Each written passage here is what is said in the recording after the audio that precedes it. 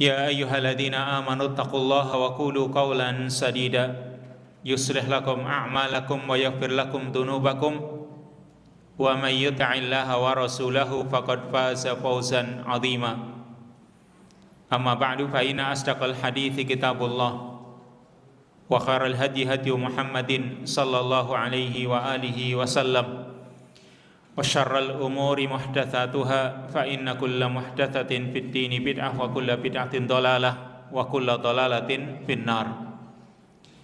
Ikhwani wa akhwati fiddin rahimani wa rahmakumullah. Ikhwan dan akhwat hadirin saudara-saudaraku yang dirahmati oleh Allah, pada kesempatan malam hari ini insyaallah kita lanjutkan kembali kajian kitab Al-Adabul Mufrad, kitab yang ditulis oleh beliau Amirul Mu'minin fil Hadis Abu Abdullah Muhammad ibn Ismail Al-Bukhari rahimahullahu ta'ala rahmatan wasi'ah, yang sampai pembahasannya yaitu di bab yang ke-91 atau hadis yang ke-172. Bab yang ke-91, qala al-muallif rahimahullahu ta'ala, babun la taqul qabbahallahu wajhah. Bab janganlah kamu mengatakan qabbahallahu wajhah, semoga Allah memperburuk wajahnya. Ini bab yang masih berhubungan dengan bab sebelumnya, yaitu berkaitan dengan memperlakukan budak ketika budak itu melakukan kesalahan atau mungkin melakukan dosa, kemudian majikannya menghukumnya. Yang kadang ketika majikan menghukum budaknya itu ditambah dengan umpatan, mengumpat atau mendoakan dengan doa yang jelek. Mengumpat kadang dipenuhi dengan kemarahan. Maka Al-Imam Al-Bukhari di sini ingin menjelaskan bahwa lafaz qabbahallahu wajhah, semoga Allah memperburuk wajahmu, ini lafaz yang tidak baik diucapkan kepada siapapun, apalagi kepada budak yang itu menjadi miliknya. Maka lafaz ini sering muncul dari banyak orang. Mungkin kalau di kita jarang ya, tapi sebenarnya mengumpat dengan menyebut anggota badan orang itu sering mungkin di kita. Dari rambut kepala ya kepalamu itu ya, mungkin bahasa Jawa itu dengan keras gitu, mulai mata sampai telinga sampai ke manapun, itu sebenarnya mengumpat. Yang kalau pakai bahasa Arab itu qabbahallahu wajhah, semoga Allah memperburuk wajahnya, kan sama. Jadi lafaz yang seperti ini meskipun tujuannya untuk mencegah kemungkaran seseorang, kan mungkin saja ya orang tua misalnya ketika melihat anak muda yang seperti itu melakukan perbuatan yang tidak baik, kadang mengumpat itu. Mungkin tujuannya tadi untuk mencegah suatu kemungkaran. Tapi lafaz yang seperti ini tidak dibenarkan. Ya, menyebut anggota tubuh seseorang itu sudah tidak dibenarkan. Apalagi di sini kaitannya dengan wajah, karena ini doa yang sangat jelek. Karena wajah adalah anggota tubuh manusia yang paling mulia. Dan anggota tubuh yang paling mulia yang dimiliki oleh manusia, yang zahir, yang nampak, itu adalah wajah. Kalau hati memang iya sebagai pengendali, tapi itu nggak nampak. Dan jarang orang itu mengumpat misalnya dengan kalimat hatimu, itu jarang. Karena nggak nampak gitu. Tapi kalau wajah, nah, lalu di sini meskipun dengan mendoakan, tapi kalimatnya qabbahallahu wajhak, semoga Allah memperburuk wajahmu, ya. Ini bentuk mengumpat yang menyebut anggota tubuh yang paling mulia, yaitu wajah. Wajah itu anggota tubuh yang paling mulia. Makanya ketika wajah ini digunakan untuk menundukkan diri kita kepada Allah Subhanahu wa taala, yaitu bersujud, kita tundukkan wajah kita. Ini menjadi ibadah yang paling agung. Bersujud itu ya kepada Allah Subhanahu wa taala ibadah yang paling mulia. tidak ada ibadah yang paling mulia dengan mendekatkan diri kepada Allah Subhanahu wa taala dibanding menundukkan wajahnya. Bahkan itu menjadi keadaan yang paling dekat seorang hamba dengan Rabb-nya, sampai Nabi SAW mengatakan aqrabu ma yakunu bainal abdi wa baina rabbih wa huwa sajid. Keadaan yang paling dekat seorang hamba dengan Rabb-nya yaitu ketika dia bersujud. Kenapa paling dekat? Ya karena dia sudah menundukkan wajahnya, menundukkan anggota tubuhnya yang paling mulia kepada Zat yang Maha Kuasa, yaitu Khaliknya sebagai penciptanya yang mengatur segala urusannya. Maka ini menjadi ibadah yang paling mulia. Tapi kalau dijelek-jelekkan tadi ini enggak dibenarkan. Itu dengan mengucapkan qabbahallahu wajhah. Hadisnya hadis yang ke-1172. Haddatsana Hajjaj qala haddatsana Ibnu Uyainah an Ibni Ajlan an Sa'idin an Abi Hurairah anin Nabi sallallahu alaihi wasallam qala la taqulu qabbahallahu wajhah. Hadis yang ke-172, hadis yang Al-Imam Al-Bukhari meriwayatkan dengan sanadnya sampai sahabat Abu Hurairah. Dari Nabi sallallahu alaihi wasallam qala, beliau bersabda, la taqulu qabbahallahu wajhah. Janganlah kalian mengatakan qabbahallahu wajhah, semoga Allah memperburuk wajahnya, semoga Allah memperjelek wajahnya. Sekali lagi, ini doa dan mengandung umpatan, mengumpat sama. Maka doa atau mengumpat seperti ini bertentangan dengan ayat Al-Qur'an, yaitu bahwa Allah Subhanahu wa taala menciptakan manusia itu dalam wujud atau dalam bentuk yang paling baik. Ini kok malah mendoakan yang jelek kan gitu. Qabbahallahu wajhah, semoga Allah memperburuk wajahnya. Padahal Allah ciptakan manusia dalam bentuk yang paling baik. Allah berfirman dalam surat At-Tin,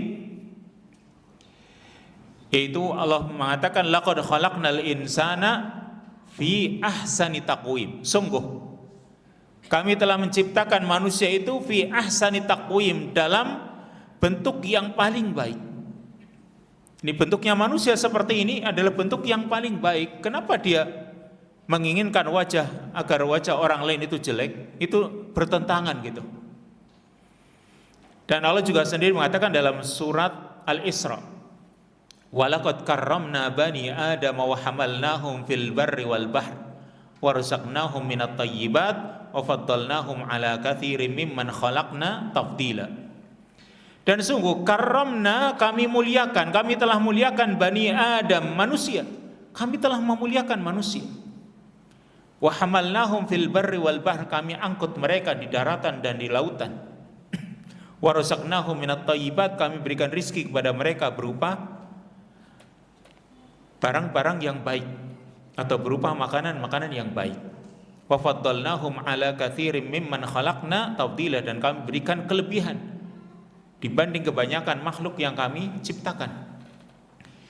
Berarti manusia itu mulia dengan bentuknya, maka jangan mendoakan yang jelek. Allah sudah ciptakan manusia dalam bentuk yang terbaik, ini malah mendoakan supaya manusia itu diberi kejelekan.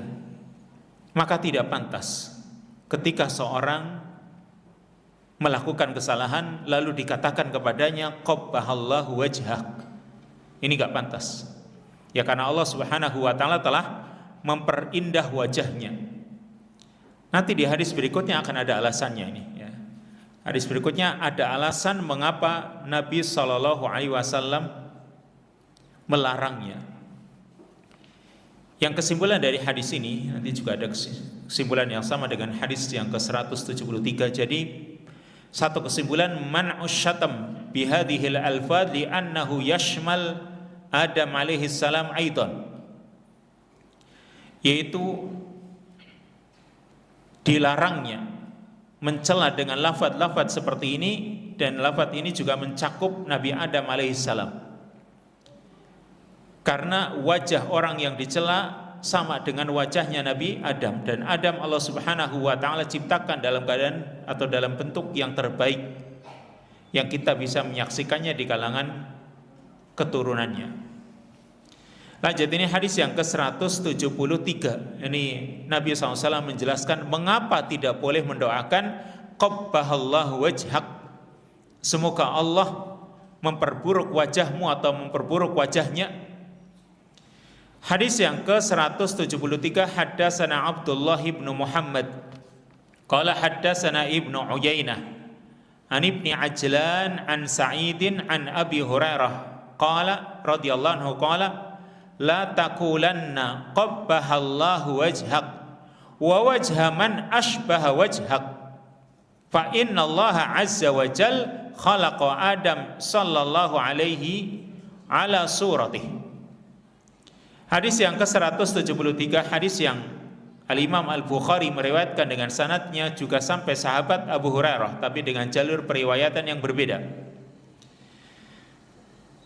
yang tentu dia menyandarkan hal ini kepada Rasul, yaitu qal, ini sabda Nabi sebenarnya, la taqulanna qabbahallahu wajhak, janganlah kamu sekali-kali mengatakan qabbahallahu wajhak, semoga Allah memperburuk wajahmu, wa wajha man ashbaha wajhak, dan wajahnya orang yang mirip dengan wajahmu.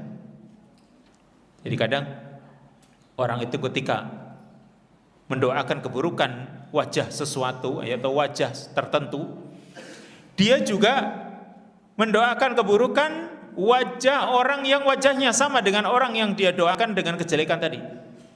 Wa wajha man ashbaha wajhak, dan juga wajahnya orang yang mirip dengan wajahmu.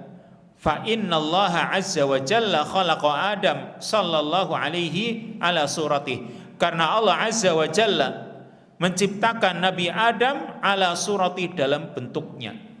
Itu bentuknya Allah Subhanahu wa taala. Tapi ini hadis harus dijelaskan. Ini hadis di sini tadi sudah disinggung bahwasanya ada alasan mengapa kalimat qabbahallahu wajhak itu tidak dibolehkan. Tapi di sini juga ada tambahan. Bukan cuma qabbahallahu wajhak, tapi juga lanjutnya, wa wajha man ashbaha wajhak, semoga Allah memperburuk wajahmu dan wajahnya orang yang mirip dengan wajahmu. Kok di sini ada tambahan dia? Biasanya begini, ketika seorang tidak suka dengan wajah tertentu, mungkin misalnya si fulan ini pernah ditipu, ini misal ditipu oleh seseorang yang wajahnya dia kenal, ini wajah orang yang pernah nipu saya seperti ini.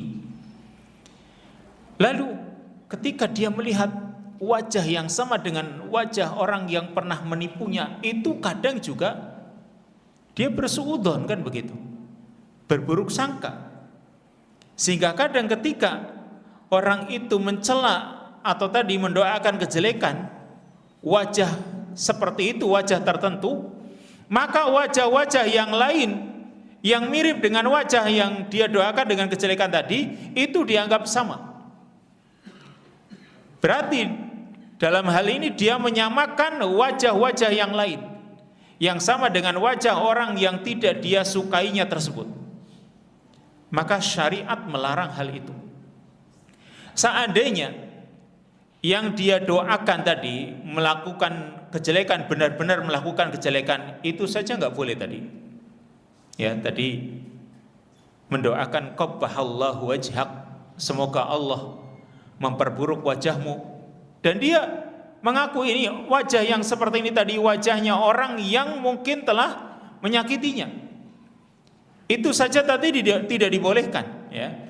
Seandainya betul-betul si fulan, ya, si A misalnya telah menyakitinya, dia merasa disakiti oleh si fulan, lalu dia mendoakan, itu saja tadi dilarang.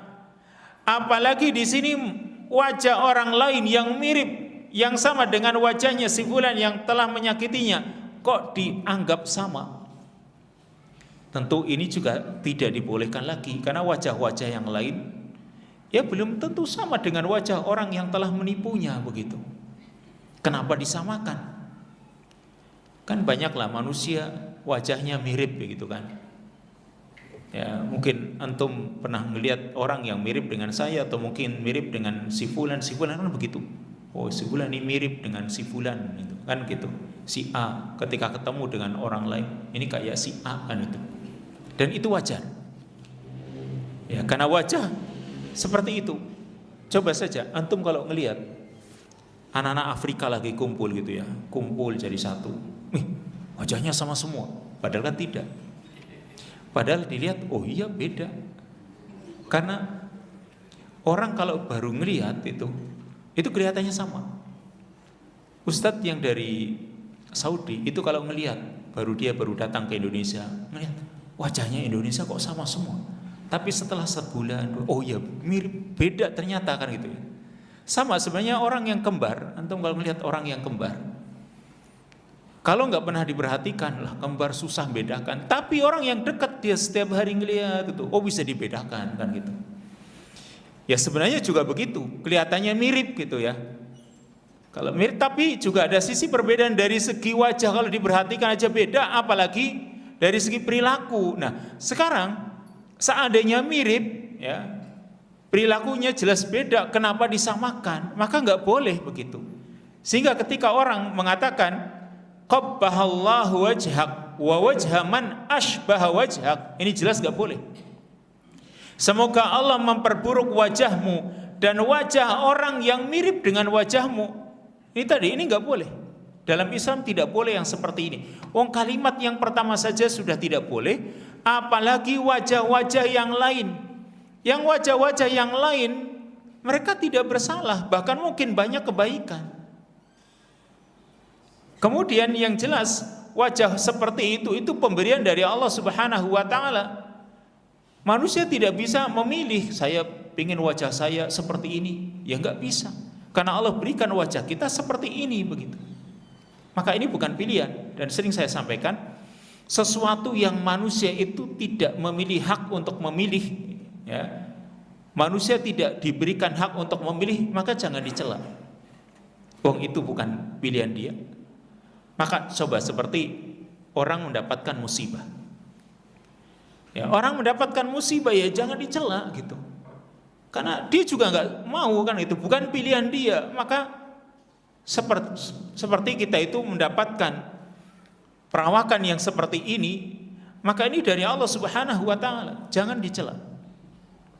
Kemudian sekali lagi di sini Nabi SAW menyebut sisi alasannya, yaitu fa innallaha azza wa jalla khalaqa Adam sallallahu alaihi ala suratih. Karena Allah azza wa jalla telah menciptakan Nabi Adam alaihi salam ala suratih, dengan bentuknya. Maksudnya apa dengan bentuknya? Yaitu bentuk Allah. Ya, gini. Sekarang manusia yang dicela tadi itu kan juga keturunan Adam. Dan Adam yang memang Allah Subhanahu wa taala telah ciptakan dan memiliki banyak keturunan. Kalau sekarang orang itu mencela keturunan Adam, kan sama dengan mencela Adam, ya kan?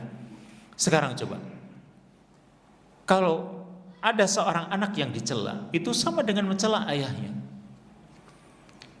Dan mencela ayahnya sama dengan mencela ayahnya lagi, sampai kepada Nabi Adam alaihissalam.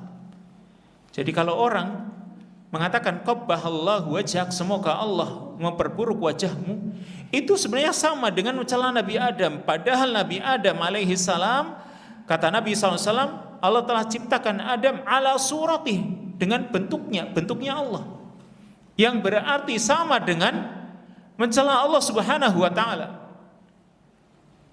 Mana dalil kalau Allah Subhanahu wa taala menciptakan Nabi Adam alaihissalam ala suratih, dalam bentuknya di sini siapa?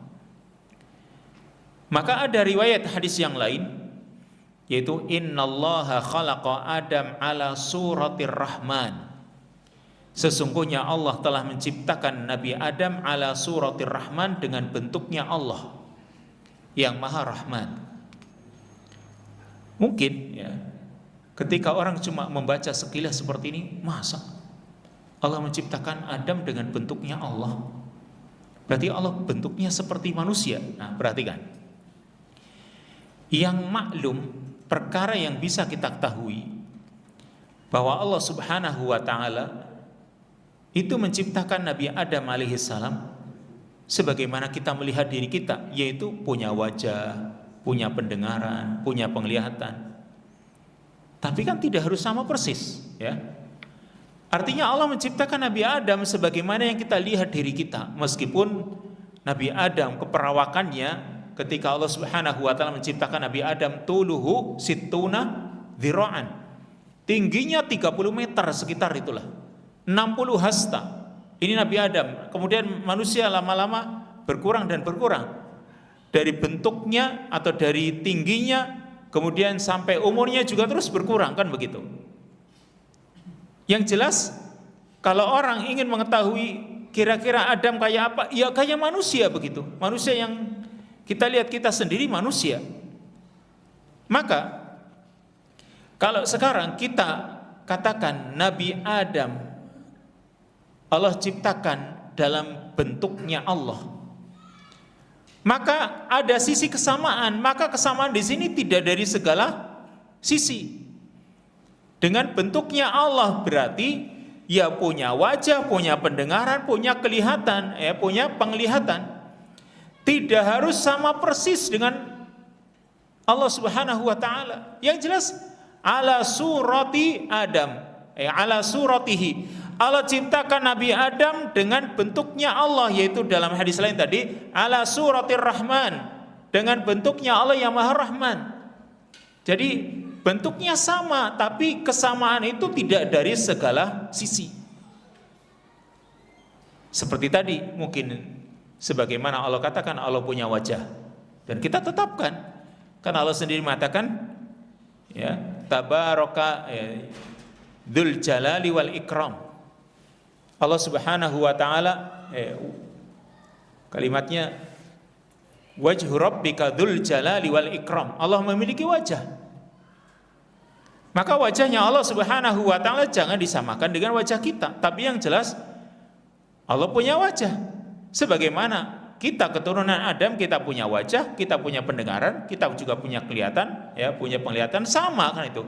Tapi kesamaan itu bukan berarti sama persis. Karena Allah sendiri mengatakan laisa kamitslihi syai'un wa huwas samiul basir. Tidak ada yang sama dengannya apapun. Ini Allah sendiri mengatakan laisa kamitslihi syai'un, tidak ada yang sama dengan Allah satupun. Kalau nama iya, punya wajah iya gitu, punya pendengaran iya, punya penglihatan iya, tapi jangan disamakan. Karena jelas sangat jauh. Kita ambil contoh penglihatan kita. Ya, penglihatan kita itu terbatas. Kita itu kalau sudah tertutup oleh tembok, di balik tembok penglihatan kita nggak bisa mengetahui. Pendengaran juga sama. Pendengaran kita kalau disuruh mendengar lebih dari 2 suara, ini bersuara, ini bersuara, ini bersuara, kita itu nggak bisa mendengar, nggak bisa fokus kepada kedua-duanya atau ketiga-tiganya. Kalau Allah semua makhluk bersuara, Allah maha mendengar. Karena pendengaran Allah beda dengan kita. Meskipun sama-sama punya pendengaran, kan begitu. Berarti ada sisi kesamaan, punya wajah, punya pendengaran, punya penglihatan. Tapi laisa kamitslihi syai'un. Contoh yang lain, Allah Subhanahu wa taala atau Nabi SAW menyamakan manusia itu dengan bulan. Nabi mengatakan dalam hadis, innakum tadkhulunal jannata yaumal qiyamah ala suratil badr. Sesungguhnya kalian, kata Nabi, kalian wahai umatku, kalian akan masuk surga nanti pada hari kiamat seperti bentuknya bulan purnama. Coba, apakah kita itu bulat kayak gitu? Kan enggak. Tapi maksudnya ada sisi kesamaan dengan bulan purnama ketika manusia itu masuk dalam surga, yaitu bercahaya, cerah ceria, kan gitu. Kesamaannya ada, tapi tidak sama dari segala sisi. Itu yang harus kita pahami. Sebagaimana ketika di sini fa innallaha azza wa jalla khalaqa Adam alaihi salam ala surati, karena sesungguhnya Allah azza wa jalla telah menciptakan Nabi Adam alaihi salam dalam bentuknya, yaitu bentuknya Allah subhanahu wa ta'ala. Ada kesamaan dari sisi tertentu, tapi juga ada perbedaan dari sisi-sisi yang lain. Demikian kesimpulan dari hadis ini. Tadi sudah disampaikan kesimpulannya. Intinya, ketika orang mencela dengan kalimat qabbahallahu wajhak, itu sama dengan mencela Nabi Adam juga. Dan mencela Nabi Adam juga sama dengan mencela sang penciptanya, yaitu Allah subhanahu wa ta'ala. Karena mencela Nabi Adam berarti mencela yang mirip dengan Nabi Adam, yaitu Allah subhanahu wa ta'ala, meskipun tadi kemiripannya hanya dari beberapa sisi. Lanjut, hadis yang ke-174 dalam bab, yaitu bab yang ke-92. Bab liyajtani bil wajha fid darb. Bab hendaklah menghindari wajah ketika memukul. Ya, liyajtani bil wajha fid darb. Hendaklah orang itu menjauhi bagian wajah ketika memukul. Artinya, jika seorang itu butuh untuk memukul, terutama dalam hal mendidik atau mungkin berikan nasihat, nasihat ini sudah ditempuh, nasihat yang itu sudah ditempuh, mendidik dengan cara yang seperti ini sudah ditempuh, cara yang lain juga sudah ditempuh, tinggal memukul. Boleh nggak memukul? Boleh, ketika cara-cara yang lain itu sudah ditempuh. Tapi juga ketika memukul itu jauhilah atau hindarilah bagian wajah. Jadi kalau memukul orang itu hindari bagian wajah. Kenapa? Tadi sudah disebutkan bahwa wajah itu adalah anggota tubuh yang paling mulia, yang kalau dipukul berarti dia telah menghinakan kemuliaan manusia itu sendiri, serta itu akan berbahaya bagi indera manusia atau bahkan otaknya. Ada indera pendengaran, penglihatan dan lain sebagainya. Ini berbahaya kalau orang dipukul bagian wajahnya, bisa saja akan merusak inderanya, juga akan merusak mungkin otaknya atau akal pikirannya. Makanya di sini hendaklah jauhi wajah ya, ketika orang memukul, jangan memukul wajah. Hadisnya hadis yang ke-174. Haddatsana Khalid bin Makhlad qala haddatsana Sulaiman ibnu Bilal qala haddatsani Muhammad bin Ajlan qala akhbarani Abi Sa'id akhbarani Abi wa Sa'id an Abi Hurairah radhiyallahu anhu anin Nabi sallallahu alaihi wasallam qala idza daraba ahadukum khadimahu falyajtani bil wajha. Hadis yang ke-174, hadis yang riwayatnya sampai sahabat Abu Hurairah. Dari Nabi sallallahu alaihi wasallam qala, beliau bersabda, idza daraba ahadukum khadimahu falyajtani bil wajha. Jika salah seorang dari kalian memukul pembantunya atau mungkin memukul budaknya, falyajtani bil wajha, hendaklah dia menghindari bagian wajah. Ini juga hadis menunjukkan bolehnya memukul jika memang diperlukan. Tetapi ada kaidahnya, tadi sudah diterangkan. Dan salah satu kaidah juga dalam hal memukul yaitu menghindari wajah. Kata para ulama, sebesar apapun kesalahan orang, ya mungkin sebejat apapun perbuatan yang dilakukan, lalu misalnya orang nggak terima dan harus memukulnya, maka hindari wajah, hindari memukul wajah apapun kesalahannya, kecuali kalau sifatnya mengkisos. Ya kalau misalnya orang ini mendolimi kita dengan memukul bagian wajah, lalu kita ingin membalas, ya balaslah dengan yang sama begitu. Tetapi kalau orang itu ingin menasehati tadi atau mungkin ingin menghukum karena sebab perbuatan orang lain tersebut barangkali tidak bisa ditoleransi, ya silahkan, tetapi hindari wajah sebesar apapun kesalahannya. Karena itu tadi, ketika memukul wajah itu bisa pertama merusak keindahan manusia itu sendiri, karena wajah itu bagian yang paling mulia, bagian yang agung. Yang kedua tadi, itu bisa merusak, membahayakan indera dia mungkin, atau bahkan mungkin otaknya, karena wajah ditampar, dipukul, kemudian ternyata mempengaruhi otaknya, kan bisa saja. Dan ini yang harus dihindari. Kesimpulan dari hadis ini, satu kesimpulan, an-nahyu an darbil wajhi, larangan memukul wajah, li annahu latifun yajma'ul mahasin, karena yang namanya wajah itu anggota tubuh yang lembut, yang mengumpulkan berbagai macam keindahan. Ya, indahnya manusia itu ada di wajahnya. Coba ya, menilai orang itu cantik apanya? Wajahnya, kan gitu. Begitu orang melihat wajah seorang wanita, ya sudah cantik. Kenapa? Wajahnya. Seperti itu pula orang laki-laki ketika dinilai ganteng, dilihat wajahnya, kan begitu. Karena yang namanya wajah bagian yang lembut yang mengumpulkan berbagai macam keindahan, dan merupakan anggota tubuh yang sangat berharga serta lembut. Dan aksarul idrok bidorb, biasanya di sini yang paling sering dipukul itu juga bagian wajah. Karena coba, kenapa orang itu misalnya ya memukul kok bagian wajah? Itu dia merasa sumber kemarahan itu di mana? Orang marah itu, sumber kemarahan itu dari mana ini?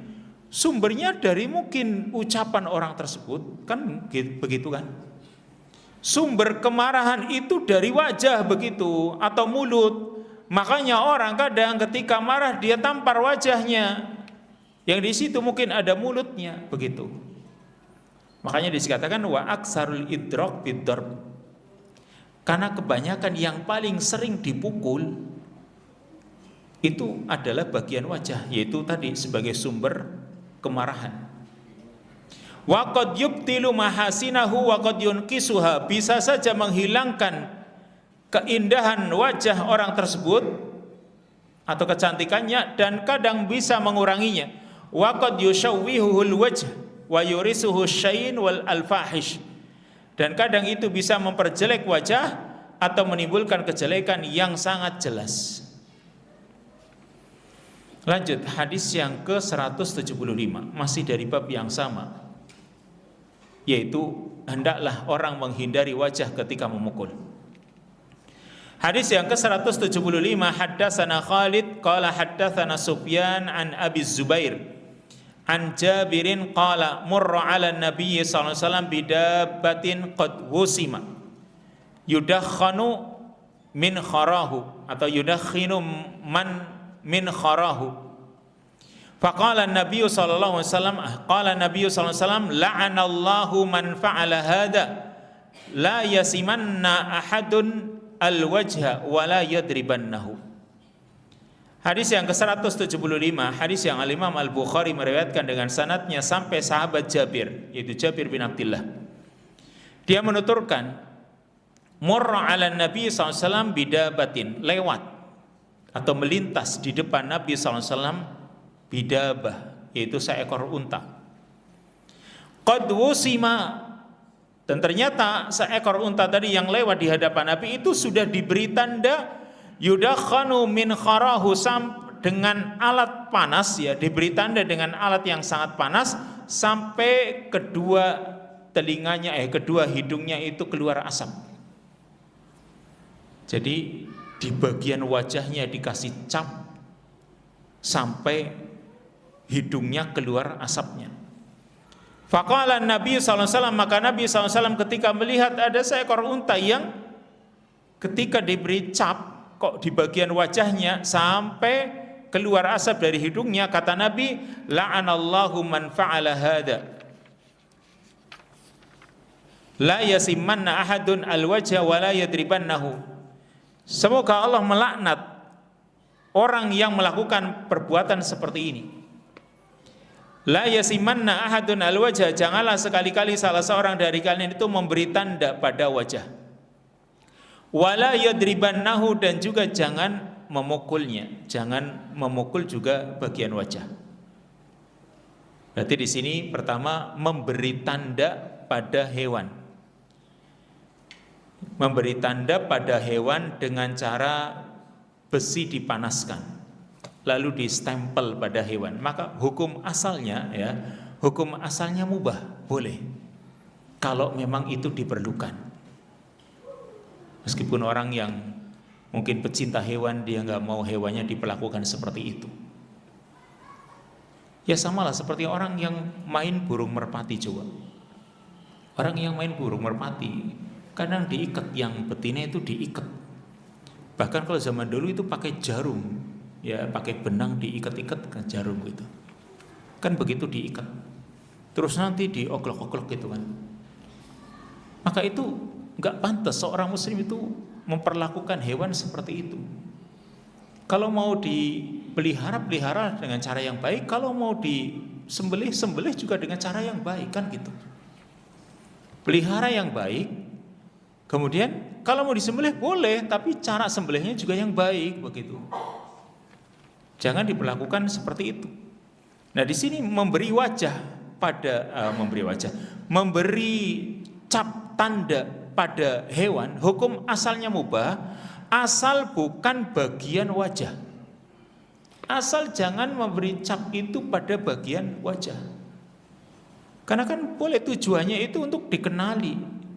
Ini hewan miliknya, beda dengan hewan milik orang lain, capnya seperti ini, tandanya seperti ini, kan masing-masing punya tanda-tanda tersendiri. Yang biasanya itu untuk ternak yang dilepas begitu. Unta yang dilepas ketika digembalakan, untuk membedakan unta dia dengan unta orang lain, kadang dikasih cap, tanda, besi dipanaskan, tempelkan begitu. Hukum asalnya tadi, kalau di selain wajah itu dibolehkan. Nah, di hadis ini Nabi SAW melihat ada hewan atau unta yang diberi tanda dengan besi dipanaskan, itu di dekat mulutnya atau dekat hidungnya, sampai keluar asap dari kedua lubang hidungnya. Maka melihat yang seperti itu Nabi SAW marah. Semoga Allah melaknat orang ini.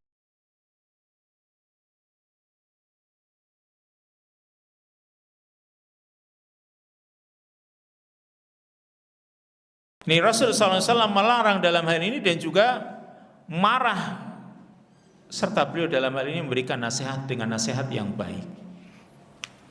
Ini yang harus diperhatikan.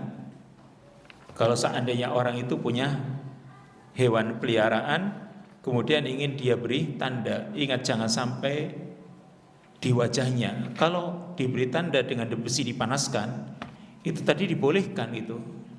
Meskipun barangkali sakit, tapi masih mending dibanding bagian wajahnya.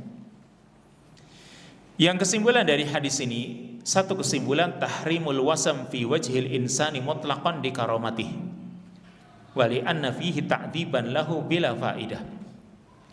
Diharamkannya memberikan tanda pada wajah manusia secara mutlak. Kalau wajah manusia jelas itu haram secara mutlak, karena wajah manusia itu memiliki karomah, memiliki kemuliaan. Makanya kalau orang sampai membuat tato, apalagi di wajahnya, ya, membuat tato kemudian di wajahnya lagi. Tato yang lain saja Nabi melarang, sampai Nabi SAW melaknat, la'anallahu al-mutawassimat al-wasimat wal mutawassimat.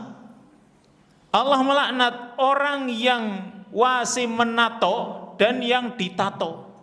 Itu semuanya dilaknat oleh Allah Subhanahu wa taala. Yang berarti kalau perbuatan itu dilaknat, itu termasuk salah satu dari dosa besar.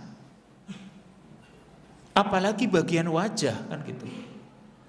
Maka itu lebih mulia, keharamannya tentu lebih haram lagi begitu. li'anna wa li'anna fihi ta'dziban lahu bila faidah, dan memberikan tanda pada wajah itu di samping manusia itu mulia, karena seperti itu berarti menyiksa manusia itu sendiri bila faidah, tanpa ada manfaat. Ini kalau manusia ya. Wa amma ghairul insan minal bahaim fayahrumul wasam fi wajhihi. Adapun selain manusia dari binatang-binatang ternak atau hewan-hewan ternak, maka hukumnya haram kalau memberi tandanya itu di wajah hewan ternak tersebut. Wa yajuzu fi ghairihi, dan boleh di bagian yang lain. Bal yustahabbu fi na'amiz zakah wal jizyah, bahkan bisa sunnah kalau untuk membedakan unta zakat dan unta pajak atau unta jizyah. Jadi kadang perlu dibedakan supaya orang itu tidak keliru gitu. Karena kalau keliru itu bisa nanti hukumnya lain antara unta yang memang unta zakat. Kalau unta zakat itu nanti misalnya tidak bisa untuk Nabi SAW, kan begitu. Kalau sekarang kalau ketukar bingung kan itu. Meskipun kalau ketukar nggak bisa dibedakan, ya haram bagi Nabi. Kan seperti itu Nabi seperti itu, ada sisi kehati-hatian. Wong Nabi SAW saja ketika mengambil kurma ini di rumah beliau yang hukum asalnya halal, tapi beliau itu berhati-hati sehingga beliau tidak jadi memakannya karena khawatir itu termasuk kurma sedekah. Jadi sebenarnya kalau orang mendapatkan kurma di jalan, diambil, nggak perlu ditanyakan ini punya siapa, nggak perlu. Kenapa? Itu kurma yang nilainya tafi, nilainya kecil begitu. Sama dengan antum kalau mendapati uang 1000-an atau uang 500-an, ambil kemudian nggak perlu ditanyakan kan gitu, nggak perlu diumumkan. Tapi kalau uangnya gede, merah-merah ini, apalagi misalnya bentuknya emas misalnya, atau dompet misalnya isinya uang banyak, itu wajib diumumkan selama berapa? 1 tahun. Jadi jangan digunakan dulu 1 tahun, umumkan dulu sampai kalau sudah 1 tahun kemudian nggak ada yang menggunakannya, ya digunakan atau mungkin bisa disedekahkan kan gitu atas nama orang yang punya tersebut. Tapi kalau cuma kurma atau mungkin makanan jatuh gitu ya, yang kira-kira itu tidak punya nilai, ya sudah diambil saja. Karena Nabi saja mengambil, ada kurma beliau ambil, tapi beliau khawatir itu kurma sedekah begitu. Kalau itu kurma sedekah haram bagi Nabi SAW. Makanya di sini untuk unta pun kalau dikhawatirkan itu nanti tercampur dengan unta-unta yang lain, maka perlu dicap, maka bisa menjadi sunnah untuk diberi tanda pada unta zakat atau unta sedekah tersebut. Hadis berikutnya satu lagi, hadis yang ke-176 dalam bab man latama abdahu falyu'tikhu min ghairi ijab. Bab tentang orang yang menampar budaknya. Nampar berarti memukul bagian wajah. Bab tentang orang yang menampar budaknya, falyu'tikhu, maka hendaklah dia membebaskan atau memerdekakan budaknya tersebut min ghairi ijab, tapi sifatnya bukan wajib. Mungkin di situ mengartikannya agak salah ya. Mengartikannya tanpa pengganti atau apa, mungkin yang ada yang punya buku itu. Sebenarnya bukan min ghairi ijab, bukan pengganti, dikira ijab qabul mungkin. Ya kadang penterjemah ya, kalimat min ghairi ijab tanpa ijab. Ijab siapa ya? Oh, ijab qabul mungkin. Padahal maksudnya min ghairi ijab itu adalah tapi bukan kewajiban begitu. Saya ulangi, orang yang menampar budaknya, maka hendaklah dia memerdekakan budaknya tersebut, tapi memerdekakannya ini bukan suatu kewajiban. Jadi artinya tadi ketika ada seorang majikan, seorang tuan, dia menampar atau memukul wajah budaknya. Dan tadi sudah dijelaskan sebelumnya bahwa memukul wajah itu hukumnya haram, tidak boleh. bagaimanapun kesalahan budaknya tersebut. Tapi sekarang kalau seorang tuan majikan itu sudah kadang melakukannya, ya kalau belum tahu atau belum melakukannya sudah tahu hukumnya, ya jangan dilakukan, kan begitu, karena tadi hukumnya haram. Tapi ini mungkin orang misalnya karena dia saking marahnya, saking jengkelnya, dia pukul wajahnya, dia tampar wajah budaknya. Kalau sekarang orang melakukannya, berarti dia menampar wajah budaknya tersebut. Apakah ada kafarohnya? Apakah ada pelebur dosanya? Karena kalau tidak dilebur, nanti kan akan dikisos, ya. Kalau sekarang orang itu melakukan kesalahan, kalau bisa mencari apa? Penghapus dosa. Bagaimana caranya? Kalau dosa-dosa yang jelek, dosa-dosa yang sifatnya dosa-dosa kecil, Nabi mengatakan wa'at bi'is sayyi'atal hasanata tamhuha. Ikuti perbuatan yang jelek itu dengan perbuatan baik. Kalau itu dosa kecil, lakukan kebaikan, itu bisa terhapus, tamhuha, karena kebaikannya itu akan menghapus kejelekannya, kan begitu. Ini kalau dosa-dosanya kecil bisa terhapus begitu. Karena kalau tidak dilebur sekarang di dunia, itu nanti akan ada kisos, akan ada tuntutan balas di akhirat. Makanya Nabi SAW di hadis mengatakan, man kana indahu madlamatun li akhihi falyatahallalhu al-yawm qabla an la yakuna dinar wala dirham. Kata Nabi, barang siapa yang dia memiliki kedzaliman, yang itu adalah hak saudaranya, dia melakukan suatu kedzaliman, atau mungkin ada kedzaliman yang ada di rumahnya, yang itu adalah milik saudaranya, falyatahallalhu al-yaum, hendaklah dia meminta kehalalannya hari ini, yaitu kapan? Di dunia ini, sebelum nanti di akhirat. Kalau di akhirat sudah dinar dirham nggak ada manfaatnya gitu. Kalau di dunia masih bisa berbicara, ada ganti rugi, ada ganti untung dan lain sebagainya, kan gitu. Ada uang damai, lalu mereka terus saling damai karena apa? Ada uangnya. Nanti di akhirat tidak ada, yang ada hanya amalan begitu. Makanya mintalah kehalalannya sekarang. Nah, termasuk di sini menampar budaknya. Maka ada enggak untuk melebur dosanya, menebus dosanya?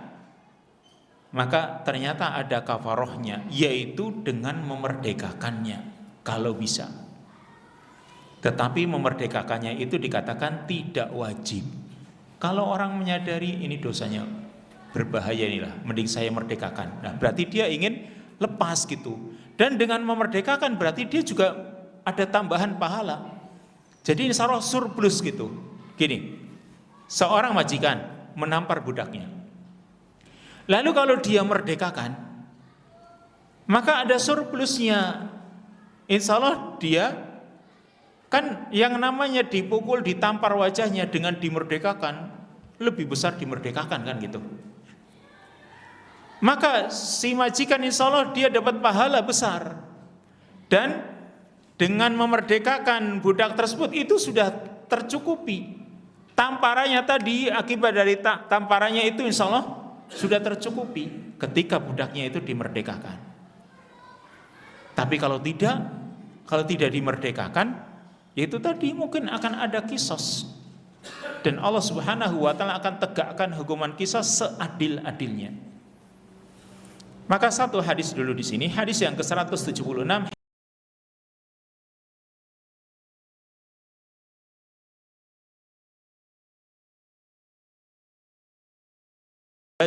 fi dari Suwaid ibn Muqarrin fa kharajat jariyatun faqalat li rajulin syai'an falatama hadzalika ar-rajul faqala lahu Suwaid ibn Muqarrin alatam tawajjaha laqad ra'aituni sabi'a sab'atin wa ma lana illa khadimun falatamaha ba'duna fa amarahu an-nabiy sallallahu alaihi wasallam an yu'tiqaha.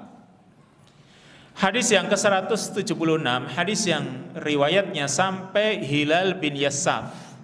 Dia menuturkan, ini seorang tabi'in, kami pernah menjual kain di rumahnya Suwaid bin Muqarrin. Lalu keluarlah seorang jariyah, seorang budak perempuan. Faqalat li rajulin. Lalu budak perempuan ini mengatakan sesuatu kepada seseorang, syai'an, sesuatu, ya, mengucapkan sesuatu kepada seseorang, yang seorang ini adalah mungkin majikannya. Fala tamaha, setelah budak perempuannya mengucapkan kalimat-kalimat tertentu, mungkin celaan atau yang lain, yang jelas kalimat yang tidak disukai, maka majikannya ini menamparnya. Ya, falatamaha dzalikar rajul, orang itu menamparnya. Faqala lahu Suwaid bin Muqarrin. Suwaid bin Muqarrin ini seorang sahabi yang melihat ada orang yang menampar budaknya, maka Suwaid bin Muqarrin bertanya, "Ala tamta wajhaha?" Apakah kamu telah menampar wajahnya? Laqad ra'aituni sabi'a sab'atin wa ma lana illa khadim. Sungguh aku telah melihat diriku, kata Suwaid bin Muqarrin, aku telah melihat diriku, aku ini orang ketujuh dari 7 orang. Artinya kami 7 bersaudara. Wa ma lana illa khadim, dan kami 7 bersaudara tidak memiliki cuma 1 pembantu. Jadi kami ber-7, ya, itu cuma memiliki 1 pembantu. Fala tamaha ba'duna, sebagian kami 7 orang ini, dalam riwayat yang paling muda, dia menampar budaknya tersebut atau pembantunya ini. Dari 7 orang, yang paling muda itu menampar pembantunya. Fa amarahun Nabi sallallahu alaihi wasallam an yu'tiqaha, maka Nabi sallallahu alaihi wasallam menyuruhnya untuk memerdekakan budaknya tersebut. Tapi insya Allah keterangannya kita jelaskan pada kesempatan yang akan datang. Biidznillah ta'ala. Wassallallahu wasallam ala nabiyina Muhammad wa ala alihi wa sahbihi ajma'in. Subhanakallahumma wa bihamdika asyhadu an la ilaha illa anta astaghfiruka wa atubu ilaik. Wassalamualaikum warahmatullahi wabarakatuh.